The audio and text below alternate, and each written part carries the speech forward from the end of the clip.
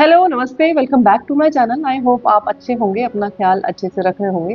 तो आप में से बहुत सारे सब्सक्राइबर ऐसे होते हैं जो मुझे कमेंट करते रहते हैं कि इस टॉपिक पे वीडियो बनाओ या उस टॉपिक पे वीडियो बनाओ। और जनरली मैं क्या करती हूँ कि मैं एक स्क्रीनशॉट उनका लेके रख लेती हूँ अपने पास ताकि मैं भूल ना जाऊँ। बट कल मेरे 2 सब्सक्राइबर ने, एक पार्थ और एक कीर्तिमान सिंह, कल इन दोनों ने मुझे लिखा कि हमें नया जन्म लेना पड़ेगा हमारी रिक्वेस्ट की गई वीडियो को देखने के लिए। तो पार्थ और कीर्तिमान सिंह, देखो कई बार ऐसा होता है कि भूल जाती हूँ मैं, या फिर पार्थ ने तो मुझे खैर बीच में याद भी दिलाया था। बट स्टिल कई बार ऐसा होता है कि कुछ और दिमाग में आ रहा होता है, और जो दिमाग में एफर्टलेसली आ रहा होता है ना, अपने आप आ रहा होता है, तो मुझे लगता है कि मुझे पहले उस चीज़ के बारे में वीडियो बना लेनी चाहिए। तो अगर कभी भी ऐसा हो ना कि मैंने आपको बोला हुआ है कि मैं आपके टॉपिक के ऊपर वीडियो बनाऊंगी और आपको ऐसा लग रहा है कि कई दिन हो चुके हैं और वीडियो नहीं आई है, तो आप मुझे बेझिझक होके ना याद दिला सकते हो। तो सबसे पहले आज बात करेंगे लॉ ऑफ अट्रैक्शन के बारे में। तो ये जो लॉ ऑफ अट्रैक्शन है, इसको समझने से पहले सबसे पहले तो मैं आपको ये बताना चाहती हूँ कि ये कोई अभी नई टर्म का आविष्कार नहीं हुआ है कि अभी पिछले 4-5 साल से ये टर्म आ गई है, पहले नहीं थी। ऐसा कुछ नहीं है। बट पिछले कुछ सालों से, क्योंकि टेक्नोलॉजी बहुत ज़्यादा बढ़ गई है, हर घर में इंटरनेट है, हर घर में फ़ोन है, इस वजह से ये सारी चीज़ें अब हम सबको पता होने लग गई हैं। बट इसका ये मतलब नहीं है कि ये चीज़ें अभी इन्वेंट हुई हैं। ये चीज़ें जब से ये यूनिवर्स है, जब से ये सारी चीज़ें एग्ज़िस्ट करती हैं, और बहुत ही सीधा-साधा फंडा है इन सारी चीज़ों का, बहुत ही सिंप्लीफाइड वे में मैं आपसे आज इन चीज़ों के बारे में बात करूँगी। तो सबसे पहली चीज़ तो ये है कि ये जो लॉ ऑफ अट्रैक्शन है, या जिसको मैनिफेस्टेशन हम बोलते हैं, इसके लिए आपको कोई अलग से समय नहीं निकालना है। ऐसा नहीं करना है कि अब हम मैनिफेस्ट करने जा रहे हैं, तो अब हम एक रूम में चले जाएँगे, अब हम बैठ जाएँगे, फिर हम कुछ चीज़ों के बारे में सोचेंगे कि हमें क्या चाहिए ज़िंदगी में, और फिर जो भी कुछ है। तो ऐसा नहीं है कि आपको एक प्रोसेस करना है। अगर मैं इस टर्म को बहुत सिंपल से शब्दों में डिफाइन करने की कोशिश करूँ, तो इसका मतलब है कि आप अपने बारे में क्या सोचते हो। हम सबकी जैसे औरों के बारे में एक राय होती है, एक सोच होती है, ऐसे ही हमारी खुद के बारे में भी एक राय होती है कि हम अपने बारे में क्या सोचते हैं। एक सेल्फ टॉक होती है हमें अपने आप को लेके, जो हम करते रहते हैं। सिंपल सी बात ये है कि हम वो होते हैं या हम वो होते चले जाते हैं जो कि हम सोचते हैं। हमारी ज़िंदगी में बहुत सारे एस्पेक्ट होते हैं, जैसे कि पढ़ाई, नौकरी, शादी, या जो भी कुछ हमारी ख्वाहिशें हैं। आपको सिर्फ अपने अंदर झाँक के ये देखना है कि आप अपने आप को, जो भी कुछ चीज़ें आप लाइफ में चाहते हो, उन चीज़ों को लेके आपकी सोच क्या है। फॉर एग्ज़ाम्पल, अगर आप किसी एंट्रेंस की तैयारी कर रहे हो, तो आपको उस चीज़ को लेके क्या फीलिंग आती है अपने लिए? आपको ये फीलिंग आती है कि अरे ये तो मैंने निकाल ही लेना है हर हालत में। या फिर आपको ये फीलिंग आती है कि हो सकता है हो जाए, हो सकता है ना भी हो। या फिर आपको ये फीलिंग आती है कि जैसे सब लोग ही एंट्रेंस टेस्ट दे रहे हैं, तो वैसे मैं भी दे रही हूँ। देखेंगे क्या होता है, पता नहीं कि क्या होगा, क्या नहीं होगा। तो ये जो मैंने आपको अभी 3 एग्ज़ाम्पल दिए हैं ना हमारी सोच को लेके, इन्हीं से पता चलता है कि हमारे एंट्रेंस टेस्ट का रिज़ल्ट क्या होने वाला है। अगर आप ऐसा सोचते हो कि ये टेस्ट तो मैं निकाल के रहूँगा या रहूँगी, तो ऐसा हो ही नहीं सकता कि आप वो टेस्ट ना निकालो। क्योंकि जो आपकी सोच होती है, उससे बनते हैं आपके इमोशंस, जो आपके इमोशंस होते हैं, उनकी होती है एक फ्रीक्वेंसी, और वो जो फ्रीक्वेंसी होती है, वो जाती है यूनिवर्स में, और जैसी फ्रीक्वेंसी और वाइब्रेशन आपने यूनिवर्स में भेजी, वही सेम फ्रीक्वेंसी आप अट्रैक्ट करते हो यूनिवर्स से। तो अगर आप ऐसी लो फ्रीक्वेंसी यूनिवर्स में भेज रहे हो कि देखते हैं होगा या नहीं होगा, या पता नहीं शायद हो भी जाए, मतलब कि डाउटफुल फ्रीक्वेंसी अगर आप यूनिवर्स में भेज रहे हो, तो वही डाउटफुल फ्रीक्वेंसी आप अट्रैक्ट करते जाओगे बार-बार। अगर आपको ऐसा लगता है कि आप बहुत ज़्यादा इंटेलिजेंट नहीं हो, और मैं तो हमेशा से नॉर्मल सा ही रहा हूँ पढ़ाई में, और मैं हमेशा नॉर्मल ही रहने वाला हूँ पढ़ाई में, तो आप हमेशा नॉर्मल ही रहेंगे पढ़ाई में। क्योंकि आपने जो अपने आप को लेके कुछ धारणाएँ बना रखी हैं, आप हमेशा उन्हीं धारणाओं के ऊपर ही चलते रहते हो, जब तक आप उन धारणाओं को ब्रेक नहीं करते हो। ये बेसिकली हमारे दिमाग में ब्लॉकेजेज़ हैं जो हमने क्रिएट कर रखी है। फॉर एग्ज़ाम्पल, अगर एक ऐसा स्टूडेंट है जो बहुत ज़्यादा इंटेलिजेंट नहीं है, लेकिन वो हार्ड वर्किंग है, और दूसरी तरफ एक ऐसा स्टूडेंट है जो बहुत ज़्यादा इंटेलिजेंट है, लेकिन वो मेहनत नहीं करता। तो वो वाला स्टूडेंट जो बहुत इंटेलिजेंट तो नहीं है, पर वो बहुत मेहनती है, डेफ़िनेटली वो अच्छे मार्क्स ला सकता है एक ऐसे स्टूडेंट से जो कि बहुत इंटेलिजेंट है।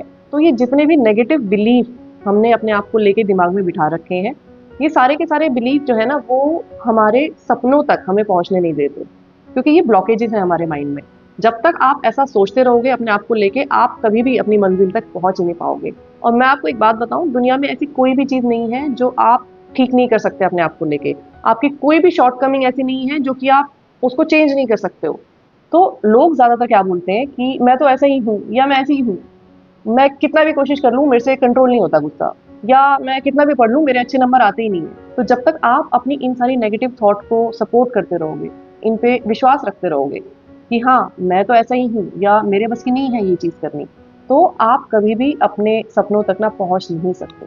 आपको अगर अपनी ज़िंदगी में कुछ भी मैनिफेस्ट करना है, तो सबसे पहली जो स्टेप होती है वो ये है कि आप अपने रास्ते में ये जो आपने खुद ही रोड़े बिछाए हुए हैं ना, ये जो ब्लॉकेजेस क्रिएट किए हुए हैं, इन सारे ब्लॉकेजेस को हटाना पड़ेगा सबसे पहले।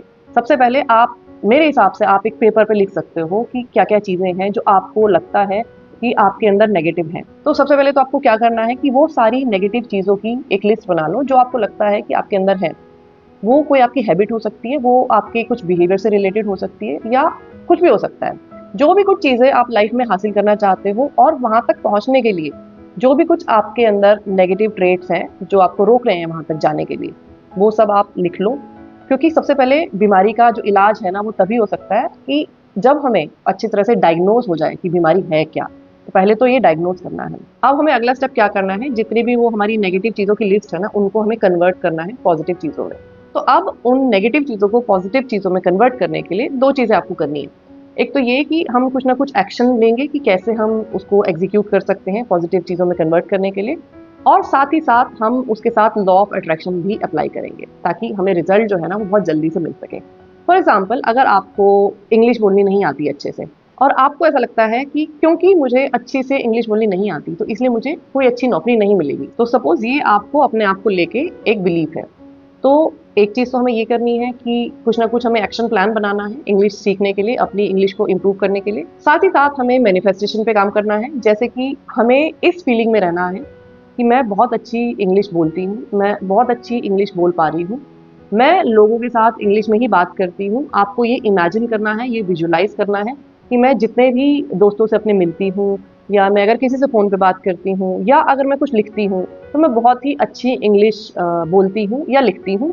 और आपको ये इमेजिन करना है कि लोग आपको कॉम्प्लीमेंट दे रहे हैं कि आपकी इंग्लिश कितनी अच्छी है, आप कितनी फ्लुएंटली इंग्लिश बोल पा रहे हो।